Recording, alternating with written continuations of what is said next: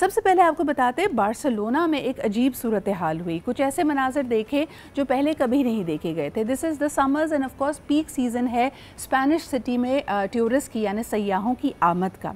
लेकिन क्या आपको पता है कि एक ग्रुप जो कि एंटी टूरिस्ट प्रोटेस्टर्स के नाम पे था और वो मुख्तलिफ रेस्टोरेंट्स में पहुंचा जो कि हब समझे जाते हैं सयाहों के लिए, और बार्सिलोना में उन्होंने प्रोटेस्ट का एक निराला अंदाज़ अपनाया कि उन्होंने वाटर गन से इनके ऊपर एक तरह से हमला किया और मैसेज ये देने की कोशिश की कि जो सबलेट करते, जब टूरिस्ट थोड़े अरसे के लिए बार्सिलोना पहुंचता है तो महीने 2 महीने चंद दिनों के लिए वो घरों को या अपार्टमेंट्स को रेंट आउट करते हैं। इसकी वजह से वहाँ पे एक हाउसिंग क्राइसिस है और हाउसिंग की जो किराए हैं, जो अवेलेबिलिटी है, उसमें बहुत मुश्किलात लोगों को सामना करना पड़ा है, ख़ास तौर पर जो लोकल लोग हैं।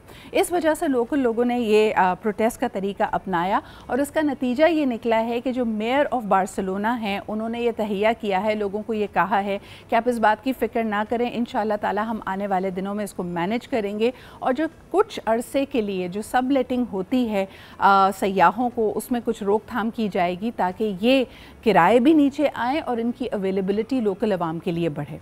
ये एक नई आप फ़िज़ा देख रहे हैं ख़ास तौर पे यूरोपियन ममालिक में, जहाँ पे सयाहों को, इमिग्रेंट्स को बहुत ज़्यादा कदर की निगाह से नहीं देखा जाता। इंटरेस्टिंग बात यह है कि इसी तरह के ट्रेंड्स हमें हाल ही में होने वाले बरतानिया के इलेक्शंस में भी नज़र आए। कुछ चीदा नकात जिसके बारे में बड़ी बात की जा रही है, यकीनन ये कंजर्वेटिव पार्टी जो कि ऋषि सुनक लीड कर रहे थे, उनकी सबसे वर्स्ट शिकस्त है। अगर सिर्फ हम 2019 से इसको कंपेयर करते हैं तो इस वक्त हमने देखा कि साल 2024 में तकरीबन 250 के करीब सीट्स ऋषि सुनक की लीड करती हुई पार्टी, यानी जो पार्टी वो लीड कर रहे हैं कंजर्वेटिव्स, उन्होंने लूज़ की। टोटल सिर्फ 121 सीटें कंजर्वेटिव पार्टी अपने नाम कर पाई, 11 पार्लियामेंट्री मिनिस्टर्स को डी-सीट किया और ये एक बहुत बड़ा ट्रेंड है। वहाँ के सियासत के बहुत सारे पॉलिटिशियंस, प्रोफेसर्स ने ये कमेंट किया है कि क्या वाकई ये कंजर्वेटिव पार्टी की जो शिकस्त है ये लेबर पार्टी की जीत है, या सिर्फ और सिर्फ इस इलेक्शन में ये जाहिर हुआ कि कंजर्वेटिव पार्टी अपनी पॉपुलैरिटी खो चुकी है। ये एक बहुत बड़ा सवालिया निशान होगा। इसके अलावा there is a very interesting trend. जिस तरह मैंने अभी आपको बार्सिलोना का एग्जांपल दिया, उसी तरह हम देख सकते हैं कि जो नाइजल फराज की पार्टी है जो कि रिफॉर्म यूके के नाम से मौजूद है, उसको काफ़ी कामयाबी हुई और हमने देखा कि 8वीं कोशिश नाइजल फराज की रंग लेके आई और वो बिल आखिर पार्लियामेंट के मेंबर बन चुके हैं। इसके अलावा भी बड़े सारे इंटरेस्टिंग ट्रेंड्स हैं। हम कोशिश कर रहे हैं हमारे सीनियर जर्नलिस्ट अतहर काज़म साहब से कांटेक्ट करने का। अगर मुझे टीम प्लीज़ अपडेट कर सके कि अतहर काज़मी साहब हमारे साथ मौजूद हैं अगर लाइन पे, तो हम उनको ऑनलाइन दे दें। अच्छा जी, अभी तक हमारा उनसे रब्ता नहीं हो पा रहा है, वो इस वक्त लंदन में ही मुकीम हैं, तो इंशाल्लाह ताला कोशिश है कि उनसे जल्दी हम बात कर पाएंगे।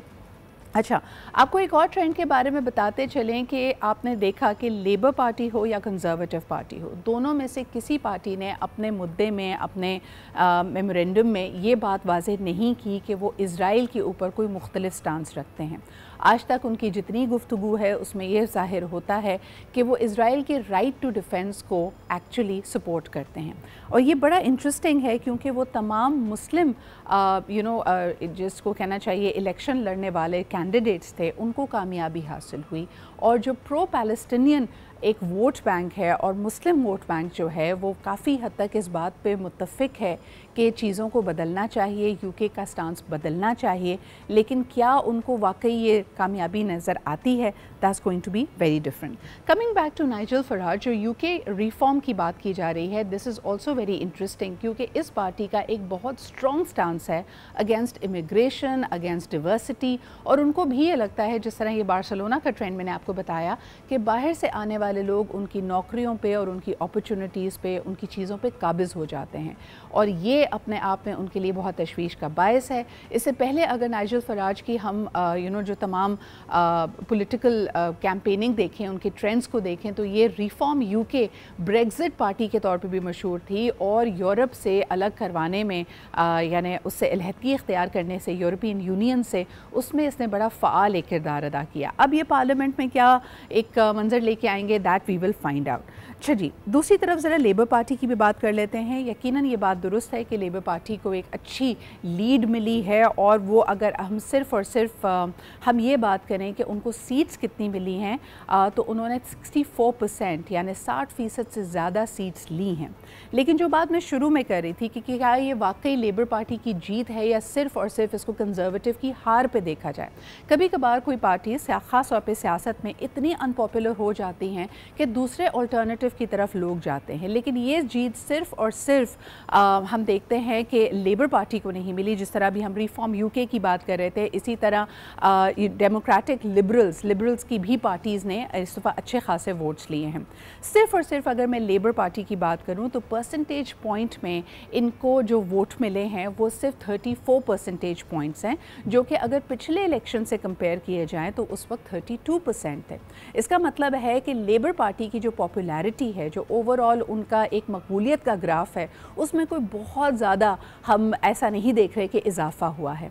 इनफैक्ट ये कहना भी गलत नहीं होगा कि ये दूसरा ऐसा इलेक्शन है यूके की हिस्ट्री में जहां वोटर टर्नआउट 65% से कम रहा। पिछले इलेक्शंस को अगर हम देखते हैं तो बरतानिया का वोटर टर्नआउट तकरीबन 67% था। ऑन द अदर हैंड इस दफ़ा के इलेक्शंस में सिर्फ 60% वोटर्स बाहर निकले हैं, और ये अपने आप में तशवीश का बायस है कि लोग क्या अपने आप को इस अमल से डिसकनेक्टेड फील कर रहे हैं। जब भी यूथ और अवाम ये समझती है कि इस प्रोसेस से उन्होंने कुछ ख़ास चीज़ों को नहीं बदल पाएंगे तो वो एक बैक सीट लेती है। थर्सडे के रोज़ होने वाले इलेक्शंस में भी हमने यही देखा। आपको लिए चलते हैं अगली स्टोरीज़ की तरफ। तो ये बड़ा ही एक इंटरेस्टिंग सिनेरियो था जो डेवलप होकर सामने आया। हाली जो पार्टी है उसके सामने यकीनन जो इक़्तिसादी सूरत हाल है वो एक बड़ा चैलेंज होगी, लेकिन पाकिस्तान और दुनिया के दीगर ममालिक की तरह हम ये भी देखते हैं कि सियासत में एक शदीद पोलराइजेशन आ रही है। लोगों के जो नज़रिए हैं चीज़ों को देखने के वो सख्त से सख्त तरीन होते चले जा रहे हैं, और ख़ास तौर पर जो तशख़्ख़ुस है किसी भी माशरे का उसके ऊपर सवाल उठाए जा रहे हैं। पहले यही यूरोपियन कंट्रीज़ एक ख़ास इमिग्रेशन पॉलिसी को लेकर चलती थीं, अपनी एक ज़िम्मेदारी समझती थीं उन तरक्की पजीर ममालिक के लिए जहाँ की सियासत में इनकी मदाखलत होती है या जो कॉन्फ्लिक्ट का शिकार होती हैं, जो क्लाइमेट चेंज का शिकार होती है, एट्सेट्रा एट्सेट्रा।